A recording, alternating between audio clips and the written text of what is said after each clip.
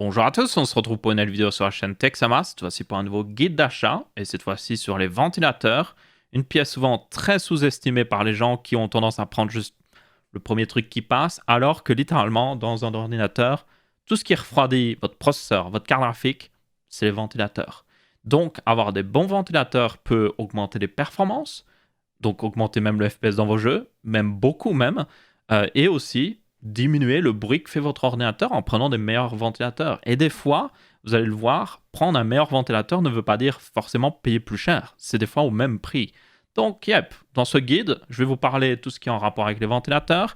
Il y a beaucoup de choses à voir, évidemment, mais je vais essayer de vous faire des recommandations claires et précises. On va voir les ventilateurs les moins chers par taille. On va voir ce qui peut être intéressant pour ceux qui veulent du RGB.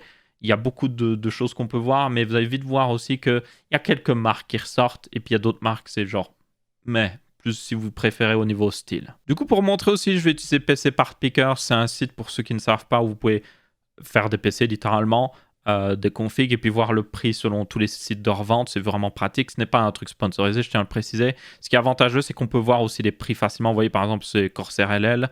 Je peux être en mode, ok, chez Cdiscount, il coûte 71 euros. Chez LDLC, il coûte 140 euros. What the fuck, LDLC? Ok, bref, dans tous les cas, je peux voir les prix facilement et vous parler. Donc, je montrerai tout par rapport à PC Part Picker. Je vous mettrai peut-être même des liens PC Part Picker. Si un ventilateur est disponible sur Amazon, je mettrai un lien Amazon affilié, je tiens à le préciser, donc c'est-à-dire que ça soutient la chaîne, mais je ne mettrai que si c'est moins cher sur Amazon. Si vous avez moins cher autre part, ne vous faites pas prier, allez le prendre autre part. Ok, alors maintenant parlons ventilateurs. Il y a des specs importantes que vous devez connaître sur les ventilateurs, notamment il y a leur taille. Vous voyez qu'ici ça part de 80, même 40 mm jusqu'à 230 mm. Plus la taille est importante, plus vous pouvez faire tourner le ventilateur lentement, c'est-à-dire qu'il fait moins de bruit normalement, ou un bruit plus sourd en tout cas, et il brasse autant d'air qu'un petit ventilateur qui fonctionne très vite. Les petits ventilateurs ont tendance aussi à avoir un bruit beaucoup plus aigu, donc beaucoup plus désagréable. Donc en gros, un gros ventilateur est préférable. Après, la plupart des ventilateurs sont en 120 mm, c'est-à-dire que aussi il y a beaucoup plus de choix en 120 mm et les technologies sont très bonnes. C'est-à-dire qu'il y a des ventilateurs très bien optimisés pour le 120 mm qui sont vraiment très intéressants. Donc, je recommanderais surtout en 120, 140 mm et quelques-uns en peut-être 92 ou 80 mm. C'est les tailles qui sont les plus utilisées dans les PC. Vous avez aussi évidemment la vitesse de rotation, c'est très important parce qu'entre deux ventilateurs de 120 mm, il y en a un qui peut tourner à 1200 tours par minute et l'autre va tourner à 3000 tours par minute. Plus ça tourne, plus ça souffle. Mais plus ça tourne, plus ça fait de bruit. Et enfin, le dernier paramètre très important, c'est la pression statique. C'est quelque chose qui, malheureusement, on est obligé de suivre les chiffres de chaque constructeur et ça ne veut pas forcément dire grand-chose. Mais la pression statique, c'est tout simplement le fait qu'un ventilateur avec une bonne pression statique peut plus facilement brasser de l'air quand il est restreint. C'est-à-dire que si vous mettez un radiateur derrière, il est plus facile à pousser l'air à travers le radiateur. Alors qu'un ventilateur va peut-être être designé pour lui avoir pas beaucoup de pression statique et du coup plus facilement brasser de l'air. Mais si vous mettez un radiateur devant, ben, il a du mal. Et ça, c'est très important. Donc j'en parlerai. Je vous dirai, celui-là, il est bon en pression statique, celui-là, il n'est pas bon. Ceux qui sont pas bons, c'est plus pour le boîtier. Et ceux qui sont bons en pression statique, c'est pour les endroits où ils sont restreints. Peut-être si vous avez une plaque de verre à l'avant de votre boîtier et que le ventilateur a du mal à absorber l'air. Peut-être devant un radiateur, il faut prendre une bonne pression statique. Donc il faut équilibrer les choses. Un truc très important aussi quand vous choisissez un ventilateur, c'est que vous devez préférer les versions PWM. Des fois, ça porte un autre nom, mais en gros, vous devez regarder à ce que le ventilateur ait un connecteur 4 broches. Quand il y a 4 broches, ça veut dire qu'il est plus facilement régulable par la carte mère de votre PC et du coup vous aurez plus facile à régler la vitesse et donc avoir plus de silence et des meilleures performances quand ils en avaient besoin.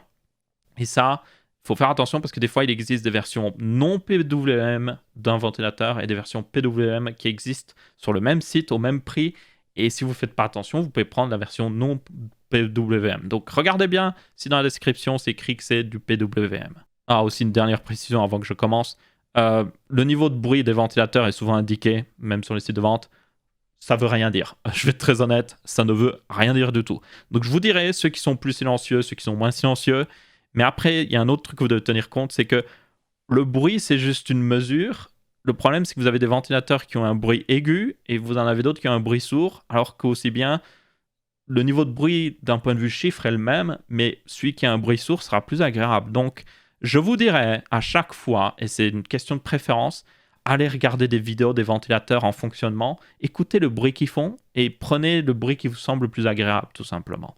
Parce que ça peut énormément varier. Ok, maintenant on va vraiment passer au ventilateur. Je vais commencer de la plus petite taille jusqu'à la plus haute taille. Et aussi, on va commencer d'un point de vue pur, performance, bruit et tout ça. Donc, c'est-à-dire des ventilateurs sans RGB, juste un ventilateur. Et puis après, je vous parlerai RGB. Et puis après, je parlerai d'une autre catégorie très spéciale qui est les ventilateurs slim, qui eux sont des ventilateurs moins épais, ce qui peut être intéressant pour des situations où vous ne pouvez pas caser un gros ventilateur, justement. La plupart des ventilateurs, pour un faux fond, justement 25 mm d'épaisseur, mais vous en avez qui font 15 mm d'épaisseur, justement pour passer à des endroits où ça ne pourrait pas passer. Ça peut être des ventilateurs intéressants pour les cartes graphiques notamment. Mais du coup, ouais, on va commencer par les pures performances, puis le RGB, et puis on finira avec cette catégorie spéciale. On va commencer par le 80 et le 92 mm. Ce sont deux tailles qui sont un petit peu du passé, on va être honnête. C'est plus pour les vieux PC ou alors éventuellement pour des NAS ou autre chose. Mais ça, c'est encore très utile selon moi. C'est aussi des ventilateurs que vous pouvez mettre devant une carte graphique si vos ventilateurs, votre carte graphique sont morts ou autre chose. Donc, c'est une taille qui reste encore très utile. Et du coup, il y a pas mal de choix aussi, forcément. Il n'y a pas autant de choix qu'en 120 mm, toutefois, vous allez le voir. Mais bon, du coup, ici, mes recommandations vont être très rapides. Il n'y a pas de RGB ou autre chose. Il y a très peu de RGB en 80 mm et 92 mm.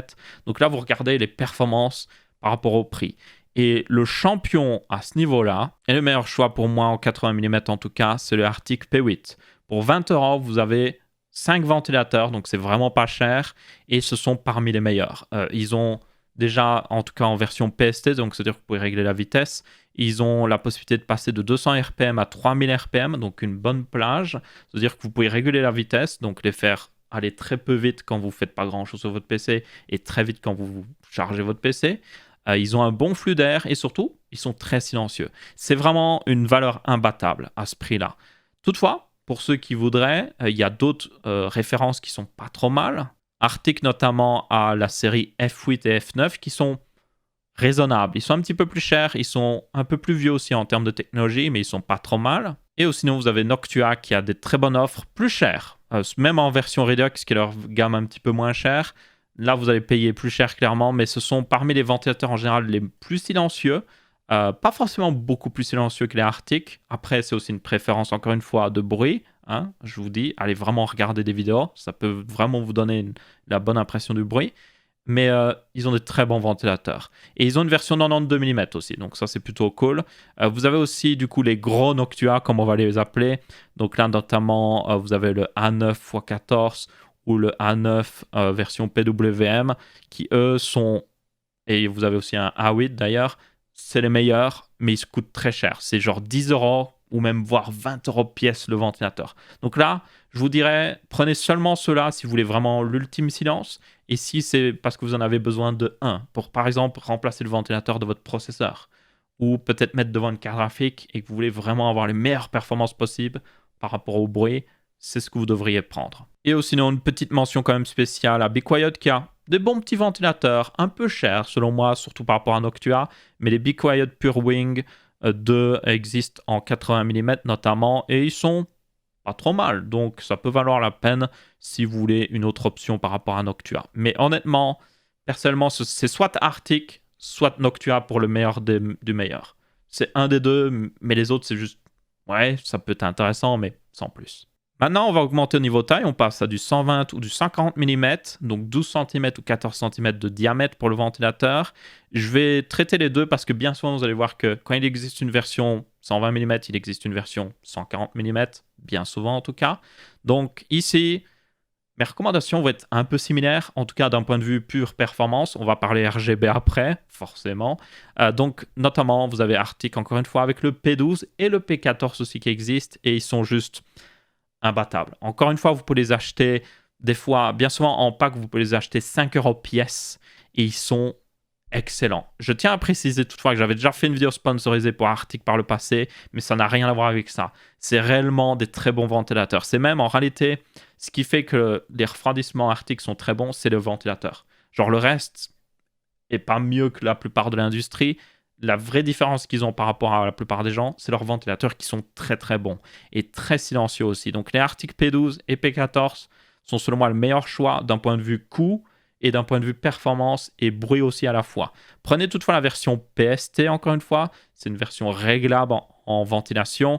Ça veut dire que vous pouvez régler de 200 à 1800 RPM ici. Donc, vous pouvez vraiment choisir beaucoup de silence ou justement performance brute.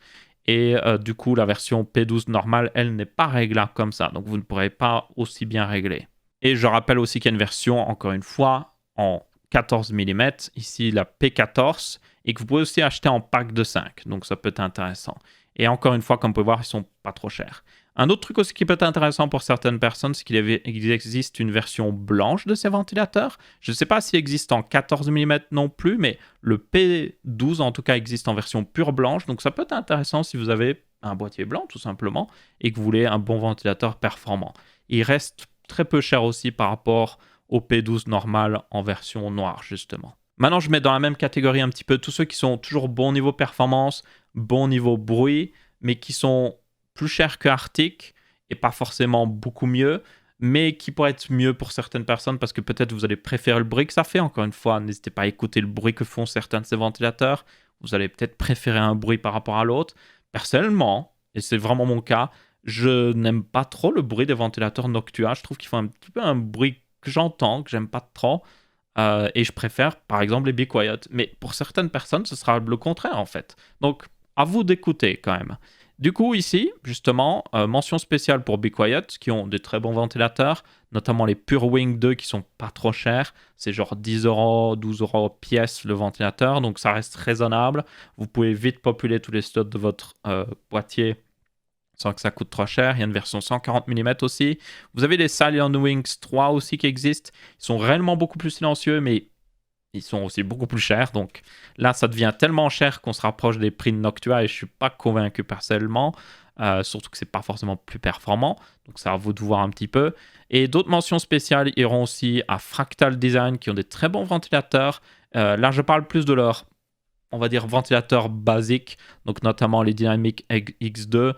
Qui sont du coup en version noire et version blanche aussi. Et ça, c'est les ventilateurs qu'ils utilisent normalement sur leur boîtier de base. Et ils sont plutôt bons en réalité.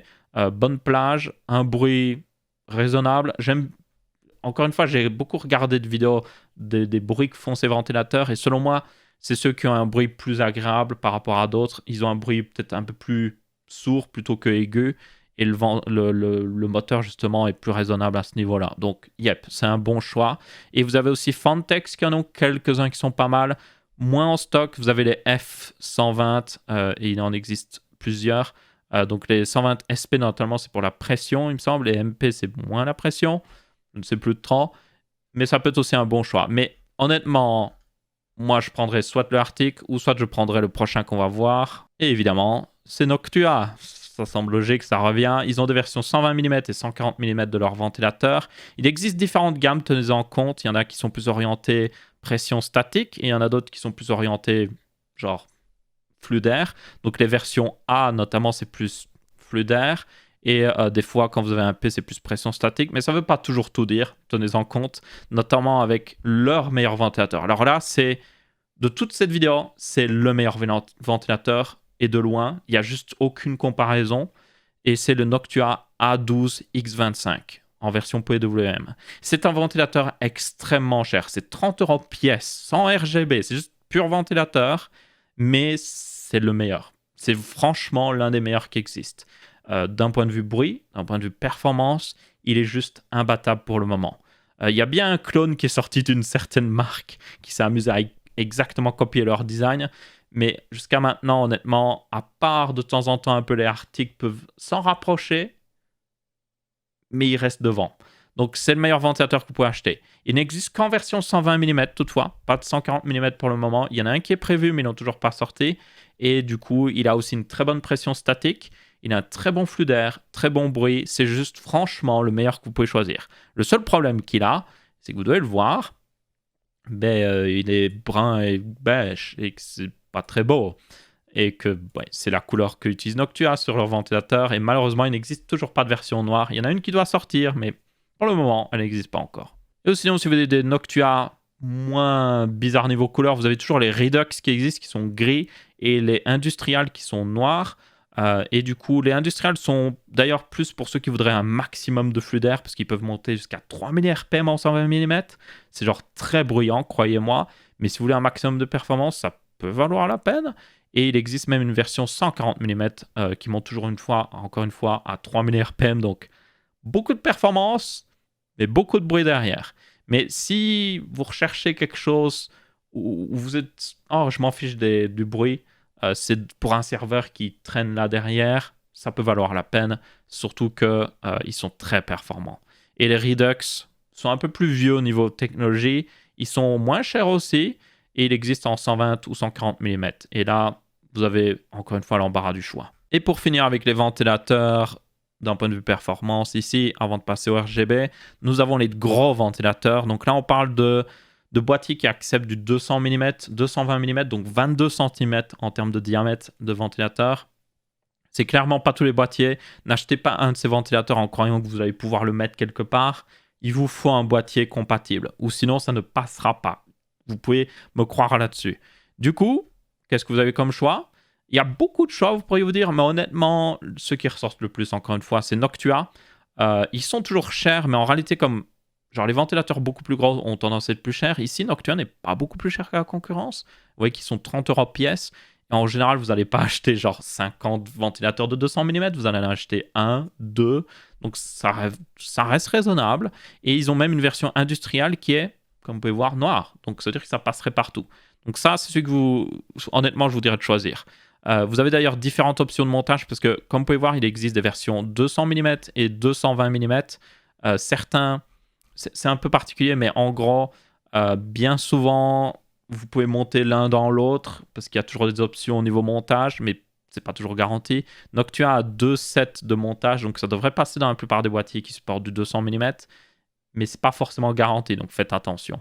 Et sinon, il y avait aussi Cooler Master qui avait un ventilateur qui était raisonnable. J'avais déjà testé plusieurs fois personnellement et qui passe dans les boîtiers Cooler Master justement. Et c'est souvent Cooler Master qui utilise des ventilateurs de 200 mm. Donc c'est pour ça que je les cite, parce que la plupart du temps, c'est Cooler Master qui utilise ce genre de ventilateur. Donc il vaut mieux prendre un ventilateur qui est fait par eux, tout simplement, pour être sûr qu'il passe. Et vous avez aussi le Cooler Master Mega Flow, comme vous pouvez voir, qui est un peu similaire, mais sans LED, et qui est assez similaire aussi en termes de performance. Mais votre meilleur choix, honnêtement, c'est le Noctua. Ok, maintenant passons au RGB, parce qu'il y en a beaucoup qui vont se dire « Hey, moi j'ai envie que ça fasse des petites lumières partout, que ça soit un sapin de Noël, c'est génial. » Mais là, le truc, c'est que la plupart des recommandations que je vous ai faites ne sont plus valables, parce que les Noctua n'existent pas en version RGB. Les Be Quiet aussi. Je vais être très honnête, en 80-92 mm, ouais, j'en ai pas trop vu des ventilateurs RGB, donc j'ai même pas recherché plus que ça, donc je n'ai aucune recommandation à vous faire. Donc on va passer aux 120 et 140 mm tout de suite. Donc la première marque que vous devriez regarder selon moi, mais qui est la plus chère, mais qui est vraiment la meilleure d'un point de vue RGB, c'est Corsair. Ils ont beaucoup de ventilateurs toutefois, donc ça peut vite porter à confusion. Ils ont évidemment du 120 et du 140 mm, donc ça devrait passer pour la plupart des gens. Du coup, pour ceux qui veulent savoir, au niveau des gammes, ils ont 2 nouvelles gammes. Ils ont les LL, qui sont un peu plus genre entrée de gamme. C'est très vite dit parce qu'ils coûtent très cher. Donc notamment un pack de 3, ça coûte 100 €. Donc c'est 30 € le ventilateur, basiquement. Donc c'est le prix d'un Noctua, en gros, par ventilateur. Les packs de 3 ont toujours d'ailleurs un module pour brancher le RGB, donc ça va. Et puis après, le top du top qu'ils ont, c'est les QL, qui existent évidemment en version 120 et 140 mm. Et ceux-là, ce sont les plus chers. C'est genre, comme vous pouvez voir, c'est 120 € les 3 ventilateurs. Et du coup, ça fait 40 € pièce. Et vous avez encore une fois le contrôleur RGB. Mais ça, c'est selon moi les meilleurs qui existent parce qu'ils sont beaux de l'avant et beaux de l'arrière. C'est un problème que vous avez souvent avec les ventilateurs RGB, c'est qu'ils sont très beaux de l'avant. Mais dès que vous le retournez, c'est moche. Genre, c'est mal géré au niveau RGB. Et ça, vous n'avez pas le problème avec ces ventilateurs-là.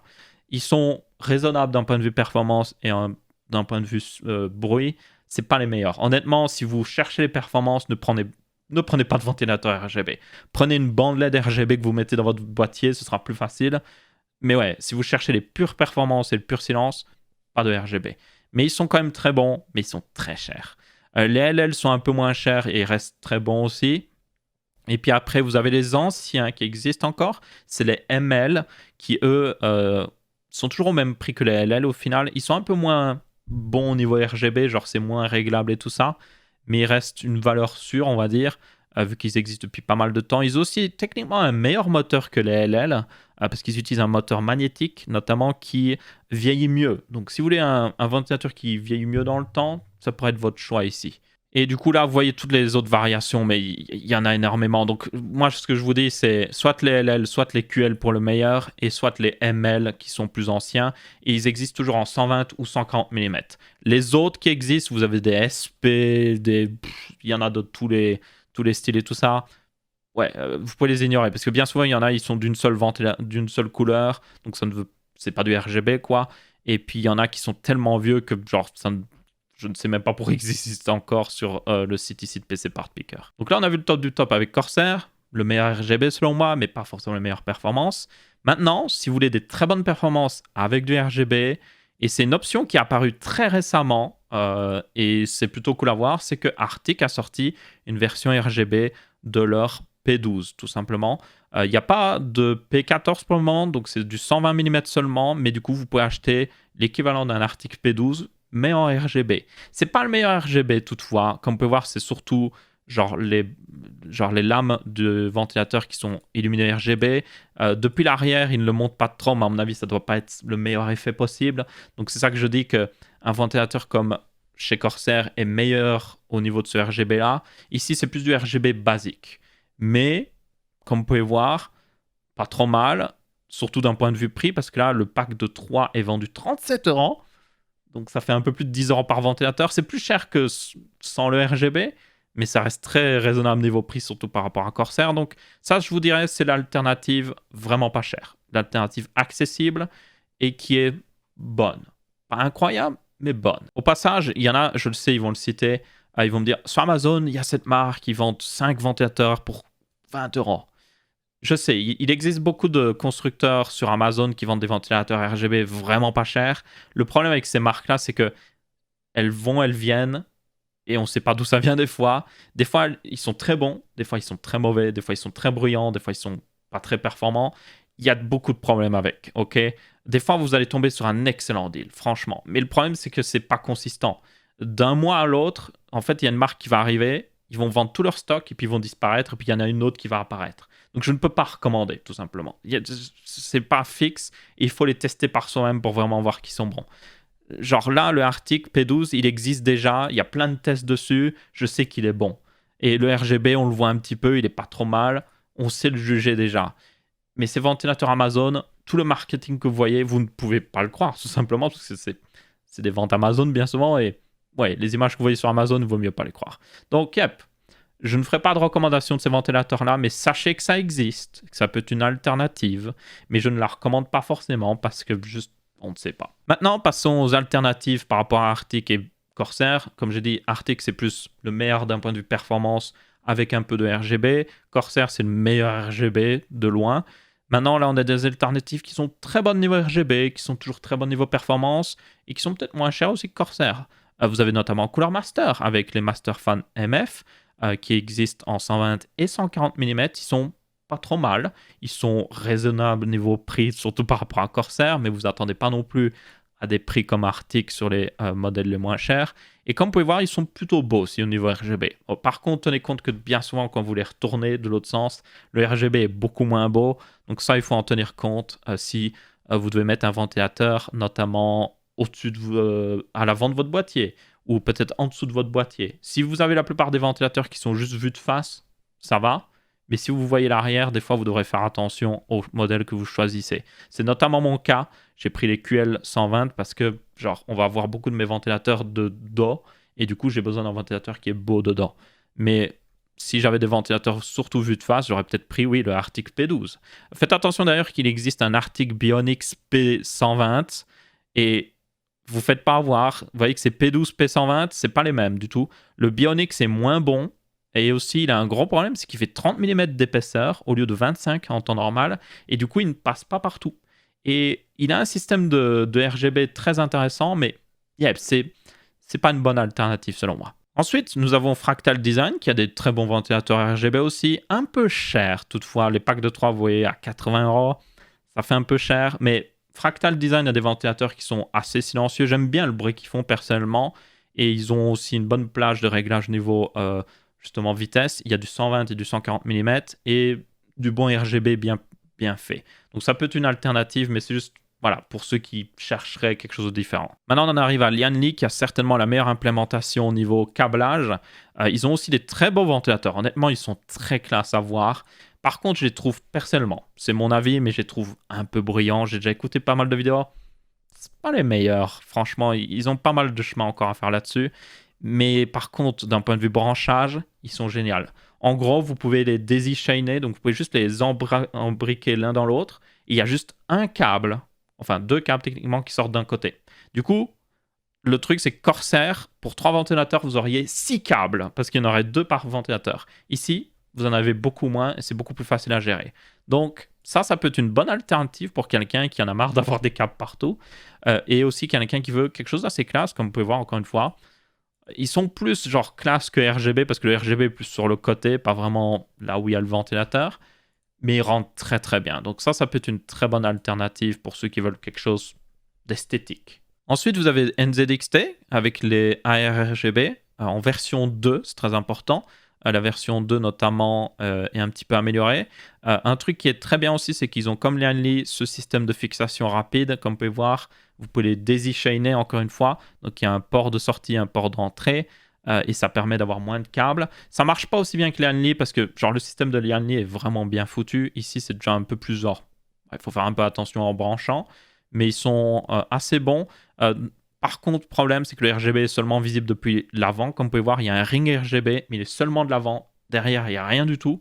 Donc ça, c'est plutôt un ventilateur que vous mettriez de face. Donc c'est vraiment, si vous avez un boîtier où ça passe bien de face, genre peut-être vous le mettez à l'avant, et puis un radiateur, et puis les ventilateurs au-dessus, on les voit forcément de face. Celui de l'arrière, on le voit de face. Du coup, là, ça passe. Mais si vous devez les mettre de dos, ouais, vous perdez tout l'avantage du RGB. Donc là, à ce moment-là, autant prendre un Arctic P12. Donc ouais, ils ont une bonne pression statique aussi d'ailleurs. Et enfin, le dernier que je voulais citer, c'est des Thermaltake, et notamment avec les Ring Plus, qui coûtent assez cher. On n'est pas très loin des prix de Corsair ici, mais Thermaltake a une très bonne implémentation aussi au niveau du RGB. Ils ont un problème par contre, c'est qu'on voit un peu des hotspots, ça veut dire qu'on voit là où il y a les LED, on le voit même sur les images de presse ici, vous voyez que par moment, on voit c'est plus lumineux qu'à d'autres endroits. C'est pas un énorme problème non plus. Et l'avantage, c'est que, selon moi, Thermaltake a un très bon écosystème aussi. Et vous pouvez voir qu'ils fournissent tout le nécessaire pour brancher correctement ces ventilateurs, notamment avec un hub USB. Donc ça peut être un avantage. Ils ont des bonnes performances. Ils existent en 120 et 140 mm.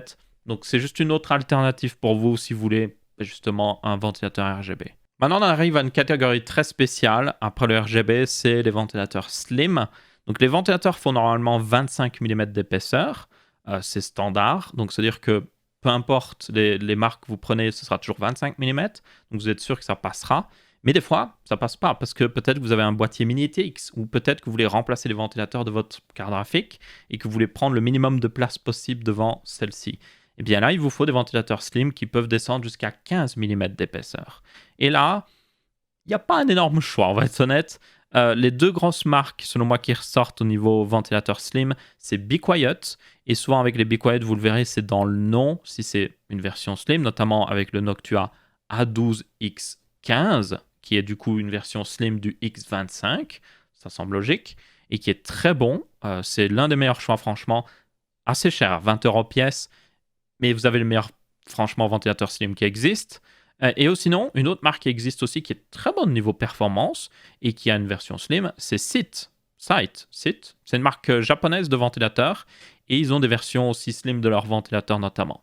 Je tiens à préciser que Be Quiet et même Site ont des... Site, je ne sais jamais le dire, ont des versions 80-92 mm et 120 mm en slim, il me semble. Donc vous avez à peu près pour toutes les tailles possibles. Pour remplacer un ventilateur de carte graphique, notamment 80 ou 92 mm serait préférable, parce que 120 mm ça prend trop de place. Et pour par exemple un boîtier, par contre, du 120 mm serait préférable parce que c'est un petit peu meilleur au niveau du flux d'air. Donc là, vous avez notamment le Sidecast Flex Slim, c'est très long comme nom, qui est un 120 mm de 15 mm d'épaisseur et qui passe dans pas mal d'endroits, comme vous pouvez voir. vraiment pas trop mal. Donc c'est vraiment, selon moi, les deux choix principaux que vous avez.